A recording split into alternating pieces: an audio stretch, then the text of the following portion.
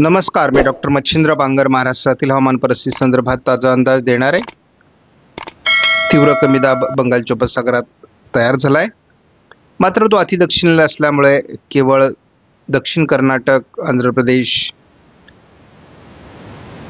केरळ आणि तामिळनाडूमध्ये त्याचा प्रभाव पडणार आहे। एकूणच प्रशांत महासागरातून येत असलेल्या बाष्पयुक्त वाऱ्यांमुळे या सर्व कमी दाबांना अधिक बळ मिळते। महाराष्ट्रामध्ये आकाश निरभ्र असून थंडीची लाट कायम आहे। पावसाचं वातावरण केवळ दक्षिण भारतातील राज्यांमध्ये आहे। सध्या थंडीच्या लाटेचा प्रभाव संपूर्ण महाराष्ट्रात असला तरी त्याची तीव्रता ही विदर्भात अधिक आहे। उद्या देखील या वातावरणात विशेष बदल होणार नाही। विदर्भातील थंडीची लाट ही 14 तारखेला ही कायम आहे। 15-16 तारखेला देखील महाराष्ट्रामध्ये थंडीची लाट कायम असणार आहे। 17-18ला देखील महाराष्ट्रात कोकणासहित थंडीचं प्रमाण अधिक राहील। 19-20 तारखेला देखील महाराष्ट्रात थंडी कायम आहे। 21 तारखेला देखील महाराष्ट्रात थंडी कायम आहे। थंडीचं प्रमाण जरी थोडं हलकंसं कमी झालं तरी थंडी मात्र कायम राहणार आहे आणि जवळपास आपण बघतो 10 दिवस थंडीचं वातावरण आहे। ज्यांनी या चॅनलला सबस्क्राईब केलं नसेल, दररोज व्हिडिओ बघतात, त्यांनी देखील या चॅनलला सबस्क्राईब करायचा प्रयत्न करा की जेणेकरून तुम्हाला दररोजचं नोटिफिकेशन येईल आणि तुम्हाला नवीन अपडेट हवामानाविषयी समजेल। सध्या भारताच्या दक्षिणेला दक्षिण कर्नाटक, आंध्र प्रदेश, केरळ, तामिळनाडूमध्ये एक तीव्र कमी दाब सक्रिय झालेला आहे। त्यामुळे या ठिकाणी मुसळधार पाऊस पडतोय। उत्तर भारतात एक हलका WD आहे। या वातावरणाचा प्रभाव दक्षिण भारतावर 13 तारखेलाही राहणार आहे। 14 तारखेला मात्र ह्या वातावरणाचा प्रभाव कमी होतोय। 15 तारखेला ही दक्षिण भारतातील पावसाळी प्रभाव संपेल। मात्र नवीन वातावरणाचा प्रभाव म्हणजे नवीन तीव्र कमी दाब बंगालच्या उपसागरात 16 तारखेला सक्रिय होतोय आणि त्याचा प्रभाव पुन्हा केरळ, तामिळनाडूवर सुरू होणार आहे। 17 तारखेला पुन्हा एकदा आपण बघतो की तामिळनाडू, दक्षिण कर्नाटक, आंध्र प्रदेश, केरळ या राज्यात मुसळधार पावसाला सुरुवात होते। या पावसाळी वातावरणाचा प्रभाव सातत्याने बदलतोय। आपण आता बघतो की तेलंगणा, रायलसीमा, आंध्र प्रदेश, कर्नाटक, केरळ, तामिळनाडू या राज्यात पावसाचा प्रभाव वाढतोय गोव्यापर्यंत। आपण रात्रीच्या व्हिडिओमध्ये असं बघितलं होतं की JFS मॉडेलने कालपर्यंत सिंधुदुर्गमध्ये पाऊस दाखवला होता, मात्र रात्रीच्या व्हिडिओमध्ये आपल्याला JFSने ते दाखवलेला नव्हता। आता तो पुन्हा दाखवायला सुरुवात केली। पावसाळी वातावरण दक्षिण भारतातील राज्यांमध्ये विरळ स्वरूपात 20 तारखेला राहील। महाराष्ट्रात मात्र परिणाम दाखवलेला नाही। ECMW मॉडेलने देखील दक्षिण भारतातील तीव्र कमी दाबाच्या प्रभावाचा परिणाम केरळ, तामिळनाडूमध्ये मोठ्या प्रमाणात दाखवला आहे। दक्षिण कर्नाटक आणि आंध्र प्रदेशच्याही काही भागात त्याचा प्रभाव आहे। 13 तारखेला हा प्रभाव दक्षिण भारतातील या राज्यांवर कायम राहील। 14 तारखेला मात्र त्याचा प्रभाव कमी होणार आहे। 15 तारखेलाही दक्षिण भारतात पावसाळी प्रभाव कमी राहील। 16 तारखेलाही या मॉडेलने तरी जे ECMW मॉडेलने कमी दाबाचं नवीन क्षेत्र बंगालच्या उपसागरात दाखवलंय। 17 तारखेला मात्र त्याचा परिणाम पुन्हा एकदा विशाखापट्टणम पासून तर जवळपास तामिळनाडूपर्यंत किनारपट्टी भागावर होणार आहे। 18 तारखेला तामिळनाडू, आंध्र प्रदेश या राज्यावर त्याचा परिणाम होईल। 19 तारखेलाही दक्षिणेतील अनेक राज्यांमध्ये याचा परिणाम होणार आहे। आपण पुन्हा एकदा महाराष्ट्रातील पावसाचा अंदाज बळवताना बघतो। रात्रीच्या व्हिडिओमध्ये आपण असं बघितलं होतं की हा पावसाचा प्रभाव महाराष्ट्रात पडणार नाही, मात्र मी तेव्हाही सांगितलंय की हे वातावरण अनिश्चित आहे। जोपर्यंत हे वातावरणचे दिवस जवळ येत नाहीत तोपर्यंत हे वातावरण अनिश्चित राहणार आहे। म्हणजे आता जरी ते वातावरण नाशिकसह अहिल्यानगर, पुणे, सातारा, सांगली, कोल्हापूर, सोलापूर, लातूर, धाराशिव संपूर्ण कोकणामध्ये दाखवला जात असला आणि त्याचा प्रभाव रत्नागिरी, सिंधुदुर्ग, सांगली, कोल्हापूरमध्ये, साताऱ्यामध्ये मोठ्या प्रमाणात दाखवला जात असला तरी देखील हे निश्चित होऊपर्यंत अजून वेळ लागणार आहे. आज 22 तारखेला आपण बघतो गुजरातमध्ये याचा परिणाम होणार आहे आणि गुजरातमध्ये जर परिणाम होणार असेल या वातावरणानुसार तर महाराष्ट्रातील पावसाळी वातावरणाचा अंदाज कायम राहील. मुंबईसह कोकण किनारपट्टी आणि मध्य महाराष्ट्र, पश्चिम महाराष्ट्रात पावसाळी वातावरणाचा अंदाज पुन्हा दिला जातोय.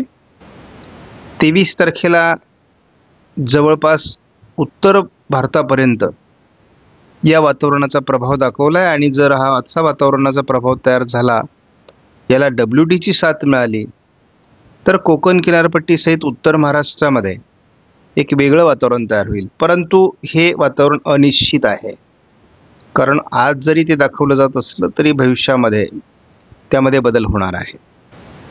आपण 24 तारखेला बघतो उत्तर भारतामध्ये एक WD सक्रिय होणार आहे आणि असं झालं तर मग 2-3 दिवस नंदुरबार, धुळे, जळगाव आणि नाशिक जिल्ह्यामध्ये गारपीट होईल. याचा प्रभाव आत्ताच्या अंदाजानुसार 25 तारखेला कमी होणार आहे. ECMWF मॉडेलच्या या व्हर्जननुसार आपण महाराष्ट्रातील पावसाच्या परिस्थिती संदर्भात धावता अंदाज घेणार आहोत. सध्या 2 दिवस दक्षिण भारतात असलेल्या तीव्र कमी दाबाचा परिणाम या ठिकाणी होईल. पुन्हा एक नवीन वादळी सिस्टम बंगालच्या उपसागरात विकसित होण्याची शक्यता आहे. ही जर विशाखापट्टणमच्या दरम्यान सरकली तर महाराष्ट्रापर्यंत तिचा परिणाम होणं अपेक्षित आहे, कारण हे वातावरण अजून तयार व्हायचं आहे. साधारणपणे आत्ताच्या अंदाजानुसार 21 तारखेला महाराष्ट्रात त्याचा परिणाम होऊ लागेल असं दाखवलेलं आहे. आणि आपण आत्ता बघतो की जवळपास गुजरातवर याचा परिणाम मोठ्या प्रमाणात दाखवला जातोय. तिथून ती मध्य प्रदेशवर देखील सिस्टम सरकणार आहे आणि उत्तर भारतापर्यंत त्याचा परिणाम होणार आहे.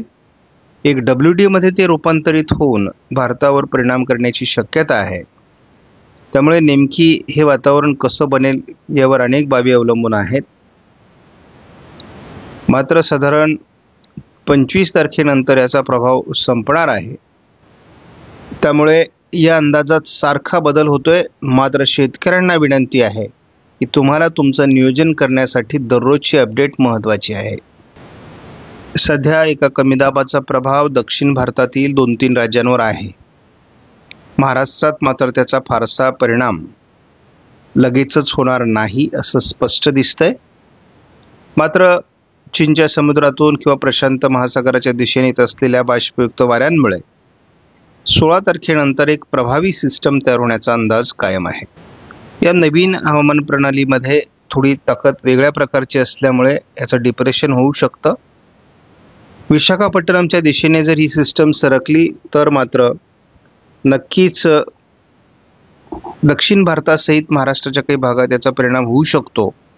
परंतु हा अंदाज अजून तरी अनिश्चित आहे. या मॉडेलने तरी महाराष्ट्रामध्ये रात्रीपर्यंत याचा काहीही प्रभाव दाखवलेला नव्हता. मात्र आपण याचा मुद्दाम 15 दिवसाचा जर अंदाज घेतला तर रत्नागिरी, सिंधुदुर्ग, सांगली, सोलापूरच्या काही भागात, सातारा आणि कोल्हापूरच्या भागात 20 तारखेपर्यंत पावसाचा अंदाज बनतोय. 22 तारखेपर्यंत अंदाज घेतला तर अगदी गुजरातपर्यंत हे वातावरण पोहोचत असून सोलापूर, बीड, छत्रपती संभाजीनगर, जालना, जळगाव, नंदुरबार, धुळे, नाशिक, संपूर्ण कोकण असं हे पावसाळी वातावरण तयार होणार आहे. हा अंदाज आता आपण 25 तारखेपर्यंत जरी बघितला तर गारपिटीचा अंदाज हा नाशिक, मालेगाव, धुळे, नंदुरबार, जळगाव, छत्रपती संभाजीनगर पश्चिम, अहिल्यानगर, पुणे, सातारा, सांगली, सोलापूर या सर्व भागामध्ये मेघगर्जनेसह विजांच्या कडकडाटासह जोरदार पाऊस होणार आहे.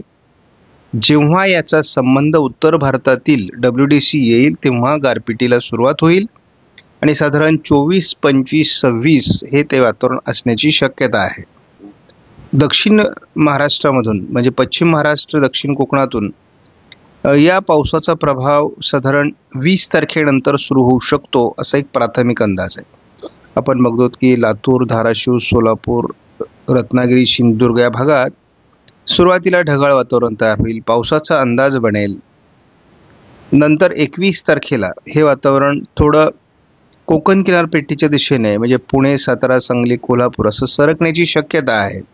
अगदी आपण अहिल्यानगर, नाशिकसह बीड, पुणे, सातारा, सांगली, कोल्हापूर अगदी मुंबईपर्यंत, पालघरपर्यंत याचा प्रभाव पडताना दिसतोय 21 तारखेला.